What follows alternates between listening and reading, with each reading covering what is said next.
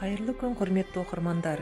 2021 жылы аталып өтілетін тәуелсіздігіміздің 30 жылдық мерейтойына орай Еңбекші ауылдық кітапханасында тәуелсіздік тұғырым атты кітап көрмесі ұйымдастырылды.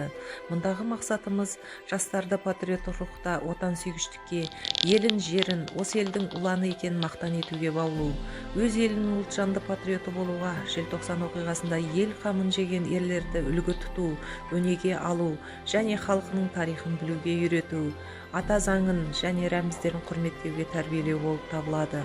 Қазақстанның жаңа дәуірде қол жеткізген барлық табысының қайнар көзі тәуелсіздік. Тәуелсіз ел болғанымыздың арқасында ғана Қазақстанның сөзі мен ісін бүкіл әлем таныды. Дүниенің бір бұрышында қазақ деген халықтың үлкен істер тындыра алатын өресі мықты, өрісі кең халық екенін әлем білді.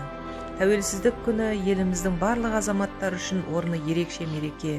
Осынау жүрек жарды қуанышқа толы күнді ата-бабаларымыз ғасырлар бойы армандап күтумен өтті. Біз осы тәуелсіздікке қол жеткіздік.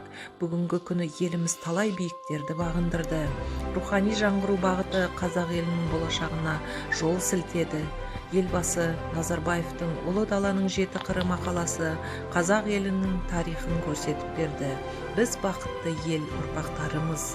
Елбасының айтқан сөзі «Уақыт қарқыны зымыран». Күні кеше өткен сияқты уақиғалар бүгінде тарих беттеріне айналып та үлгерді. Бұл жаңа мемлекет пен жаңа қоғамның дүниеге келуінің азапты толғаққа толы, сонымен бірге ғаламат сәті еді. Сол сәті әлі аяқталған жоқ, бірақ ең қиын белестерден аса білдік. Ең қиын жылдар дәл қазір артымызда қалды. Сондықтан да мен еліміздің еңсесі биіктей беретініне сенемін деген болатын. Еліміздің туы көкте қалықтап, ынтымағы жарасқан ел болайық ағайын.